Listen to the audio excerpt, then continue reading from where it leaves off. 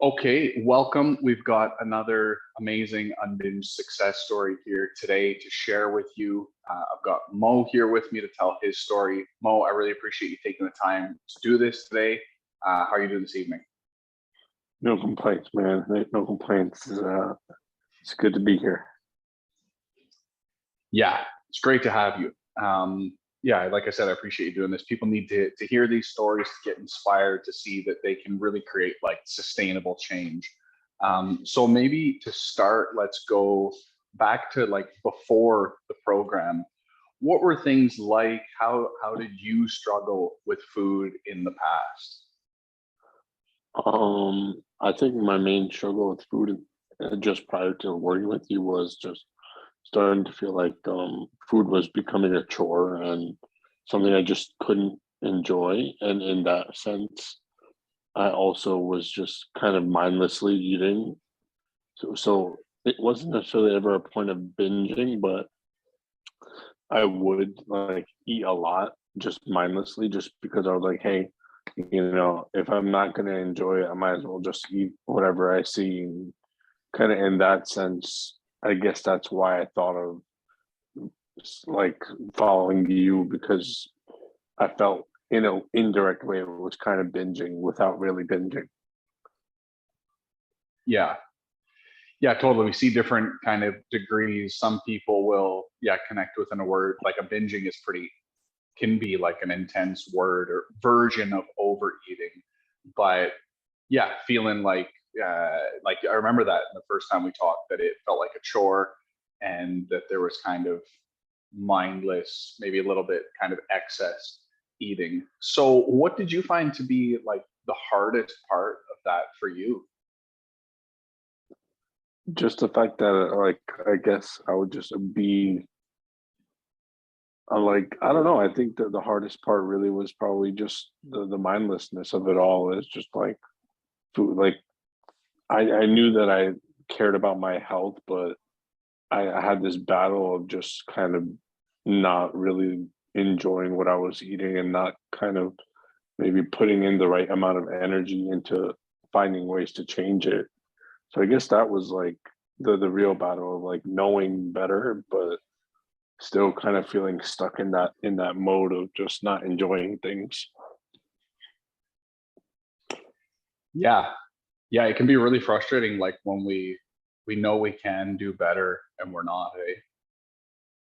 Definitely, yeah, yeah, and surroundings like you and I have talked about a few times. My environment was a large reason for that, but also I was choosing at the end of the day. So that was definitely hard too. And was it having a negative impact on your physical health or even your mental health? I would say more mental than physical. I guess maybe no, it started with the mental, like because like I said, I had always kind of been more health conscious, and so I always just felt like because I knew better, I should be doing better, and so that kind of took a toll on me mentally, where I was like questioning myself and always kind of not necessarily insecure, but like just felt feeling inauthentic and not like being my true self. And so then the physical part of that kind of came as a result of like, well, if I'm not eating right, then, what am I and what am I doing? And I'm just wasting my time. And then like that translated to workouts where I would know that I should be working out and then I still wouldn't do it. And it was just like all like a domino effect of knowing better, but not necessarily doing better. Totally. Yeah, that really takes a mental toll when we're totally we're like aware of the problem, we're aware of our potential, and we're aware that we're perpetuating the problem and not realizing our potential. It's a really simple thing, but it really hurts, eh? Yeah, it definitely hurts. And like you said, knowing your potential and knowing that you have what it takes to pursue your potential, and then just like it was a challenging time. Like it's being split in two and not knowing which part of the two is you, like is really you. Yeah, I think that's well said. And you had tried several other things to kind of find your stride and realize that potential before. What were some of the things, the approaches that you had tried? Oh, I mean, I've tried it all. I tried like all the different diets. I tried intermittent fasting. I tried all the fat burner pills. I tried personal trainers. I tried all different types of workout regimens. I think if you can think of something, I definitely can say to some degree I tried it, but I just never felt like any of it was creating like true inner change. Like it always felt like I was taking a temporary measure. It never felt like, hey, this is gonna be the thing that like really gets it going for me. And why do you think that was? Like, why do you think that those things didn't stick for you? This is something that you and I have definitely talked about a lot, and I think I was putting myself in too many boxes that I didn't fit in, and I was like over structuring without really ever knowing why. And I just always kind of had been that person that did what sounded or looked good. Like I went for the flash, or went for the, oh, here's this 12-week program, do this and you'll have this result. And I think the biggest thing was I always was kind of more caught up with I need to have X certain result in X amount of time, and it needs to look exactly this way. So I thought that by pursuing the quick options, that would be leading to the quick results. Yeah, we definitely have talked about that, and that's, yeah, that's well summarized. Like, it's one of the biggest things that keeps people stuck is humans trying to fit themselves into boxes that are not human shaped. Like just looking at metric outcomes, math around calories and what we should be able to do, and not considering that like we're a human being and we have unique needs and strengths and vulnerabilities. um, that's really been at like the core of our work, and I think why we've been able to have so much success. So I'd ask you, what did you find that was different about this that it did work? Well, for me, like just even beyond this, the most progress I've seen in any change I've made in my life was when I met someone who was able to tell me why, who was able to like connect with me on the why level of a question that I was having. And all of your videos do that. You always are able to explain why are we doing certain behaviors, and you don't just say why, well you also provide a solution to the problem as well. So I think that it was like seeing your content was the first time that I kind of connected with someone in that level, where like anything that I was thinking about food or anything related to my weight and my struggles, it was being brought up and challenged. Like, here's the reason why this is happening, and it's not just you, and this is what I've done about it, and here's my success in doing exactly this. And you also offered some structure without feeling too constricting either. Yeah, I think, yeah, when we don't understand why, we think it's just us. And if we're the problem, there's no solution, right? And so if we start to get an like it's never you're never the problem, but connecting some dots and building like a pathway that's functional and sustainable for you, uh, that's the problem, just building that pathway. And so that is at the core of it for sure. Understanding why this is happening and knowing for sure that you're not the problem. Um, and then we kind of built from there. We started to build things that did work for you. How were those, like, what were some of those things and how were they different from things you had tried in the past? I think the main thing that I've told you time and again that has worked for me is the idea of the wheelhouse, and I'll sing that song to the until forever. But I had always heard of a concept of something similar to that, but for me that always felt like too constricting and um too routine and too structured. And then, like I said, your videos kind of explained to me why. Like, okay, yes, it is routine, but why is routine necessarily a bad thing? And so it kind of like your content sort of shifted my mindset in a way that no one really had ever spoken to me before. So I guess that would be my answer, is just that you frame things in a way that spoke to me and like made me kind of change my perspective and help me grow and see things in a new light. Like, yeah, it is a little more routine, but hey, maybe that's not such a bad thing. Yeah. And that's the thing, is that we'll often start to think like routine is either like inherently good or inherently bad. It's inherently restricting, or, a number of other things. But the fact is, like, taking a human approach, different people do need different things at different times. And some routine in pockets of our lives can help create a lot of balance. Um, so you said the wheelhouse foods, for people like watching who aren't familiar with that, how would you describe how that technique works and how it helped you? Well, so the way I would see it is like, if anyone who's watching has heard of the 80-20 diet, where 80 you eat 80% of the food you like and 20% whatever, 80% healthy and then 20% unhealthy. The way Jordan kind of framed it is, you eat 80% of what you eat is going to be the wheelhouse, which is sort of like these 10, or let's say 10 to 15 items that are healthy and work for you and you can kind of have without really getting tired of on a routine basis. And then the 20% is where you kind of give yourself room to play around a little bit. And even within the 80% of your routine, there are all these little tiny variations you can make and changes that kind of keep things fresh while also keeping you within a routine.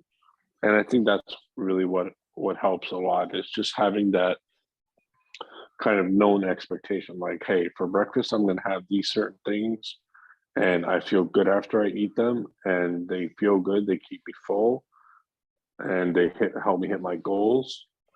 But then, if on certain days I don't feel like having this one, I can switch to this one. So it's kind of like routine with some built-in variability too. Yeah, yeah, well said. It is about just having. It's not about that 80 being clean. It's about it being foods you like, and foods that are easy and routine, so that you don't have like so much mental energy into thinking about what you're going to have and then going to great lengths to prepare it. Like, we don't have all your food prepped in little Tupperwares for the week. We just look for like the path with the least resistance, with adequate protein, and that you love to eat them all the time, and just having like the core of your nutrition really enjoyable and easy and predictable. And within that, having simple tweaks that you can make to create variety. And then, with like, you've taken the wheelhouse technique and ran with it. It's been one of the most high impact things for you. And now when you go to the grocery store, it's the same for me. I'm not like, okay, what should I do this week? I'm like, do I have those 10 foods that I always like that are super simple? And then once I have those, then it's like, okay, what variety do I want to complement that? Right? It's really easy on the Yeah, brain. that's one thing that I forgot to mention too, was like that the mental impact, like you said, so that it's not taking up so much of your mental energy. It's just like it's a game changer when you don't have to worry about every time, every meal, every day. I know that's why a lot of people kind of do intermittent fasting to sort of take away that mental energy investment. But I do feel like this has been a game changer for that reason, more than intermittent fasting was for me, because at intermittent fasting you still have to eat. So like you still have to invest time and energy. If you don't have a routine, then it can still be like just unpredictable and like off the rails all the time. Just because you're not eating at a certain time doesn't change that. So the idea of a wheelhouse really resonated with me for that, because it's something that I used to like stress about, like, oh, what am I gonna have for breakfast and what am I gonna have for lunch? And it just be an everyday process. Yeah, I would say the mental load that it relieves is the biggest benefit. Like we both have kind of ADHD brains, and a lot of people these days are experiencing that, or any kind of neurodivergence or anxiety. When you have, yeah, the core of your eating super simplified and it's enjoyable, it's an enormous mental load off. Hey. Yeah. Oh, definitely. Definitely. It's like what you said there about the ADHD for sure. Big time. Yeah, that's something we connected with on a lot. Okay, so let's look at just second last question for you. How are things different now? I would say I still haven't really hit my full stride yet, and I'm still getting there. But as far as just not dreading food anymore, that's been a total 180-degree change. I'm starting to, I think, now hit my stride with finding that balance between the 80-20 and find those little areas for tweaks. I'm starting to definitely enjoy my food a little more and kind of appreciate things a little more, and also learn a lot more about how things are affecting my body, and just the idea of having a wheelhouse also kind of makes you like more of a conscious consumer with what you're buying. Like you're gonna start asking yourself questions like, hey, does this work for me? Is this something that I'm gonna want to eat a lot? Is this something that supports my goals? And it just just gives me that little second of pause when I'm shopping. And I think that's been a big difference too, is just in the way that I shop and what I bring into my environment. Yeah, yeah. And I think, yeah, like hitting your stride is something that you're moving into now. Like we really work, I always say, like stabilize before you optimize. Like get systems in place that work for you, your brain, your personality type. And then now you're going more into like, okay, I have systems. Like nobody can ever take this away from you. The fact that you have a way of viewing food that works for you with your unique needs. And so now a lot of people will fight their whole lives trying to fit themselves into those boxes because they don't find that. And now having found that, now you take that and you're like, so okay, with this, what am I capable of? And I think that's really what you're looking at now. And it's really exciting, watching you start to move into that optimized phase, eh? Definitely, man. I'm excited to see where it all goes, and excited to see the new ceilings that I can reach.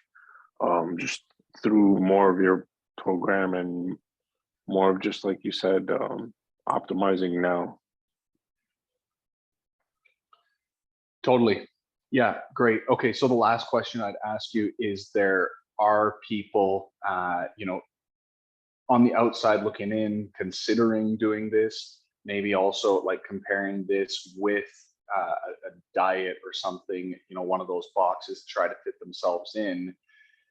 Someone who's considering doing this and taking more of like a behavior change approach to resolving problems with food, finding balance, and moving towards the health goals, what would you say to someone who's kind of considering doing this, I guess? I can say from personal experience. Last year in, I believe it was July, I remember speaking to Jordan and I told him, hey, I think I may want to work with you, but I want to try and do this on my own first. And at that time, I was with a personal trainer because I thought that that would solve the problem. And then I would kind of have Jordan like as an emergency. I would like break the glass and reach to Jordan. And the personal trainer, of course, didn't work. And then with Jordan, I reached out to him again and I was like, I think I'm ready to do it. And then I just wanted to be careful, blah, blah, blah, blah. End of the story is the reason to sign up with Jordan is because your only regret will be that you didn't start sooner. That's all I can tell you. Yeah, I really appreciate that. And you did have a long period of looking at other options and trying to do it yourself. And I think you had a pretty typical decision-making process that people have these days. The thing with the diets and the personal trainer things is like they're a lot more black and white. So it is kind of easier to be sold. Like you're kind of like, so he's going to give me a meal plan and a workout regimen. What are you going to give me? And it's more nuanced what I do. It's kind of like, I'm going to work with you and see what you need and build out from that. And that's easier to be skeptical of, right? But it's Definitely what people need. it is definitely what people need. And I can tell you the meal plans, they're a dime a dozen. You can find any meal plan anywhere online and they all look the same. And they all have like these outrageous, bone marrow breakfast options and the biggest reason, like I said, is that you will only regret that you didn't do it sooner, but also that Jordan is helping me find something that I'm sustaining for the rest of my life. Whereas a trainer is just like a 12-week burst, and then you gain the weight back 5 weeks later, and then you regain and then you need another personal trainer. So what I would say also is personal trainers sort of, I can't speak for all of them, but a lot of them create a codependence. They need you to need them. So they will never like give you all the answers. Plus they don't have all the answers. Whereas Jordan and the coaches like him, I'm sure, are more focused on helping you reach your full potential so that you don't need more coaching, whereas more people will need you. Yeah, exactly. I think that's well said. I want to coach myself out of a job and have you inspiring other people instead of needing to come back to me for guidance. And yeah, that's just about building that way of living and eating that works for you forever, not just for 12 weeks. So yeah, I'm really glad. Like we've had a great experience. We've built a good friendship out of it, and I know you're just hitting your strides. You're going to go some awesome places with this, and end up helping other people a lot on your journey as well. I'm certain of that. So Definitely. I appreciate the goal. Definitely, that's inevitable with the way you're approaching this. So I appreciate you, taking time out of your day to do this.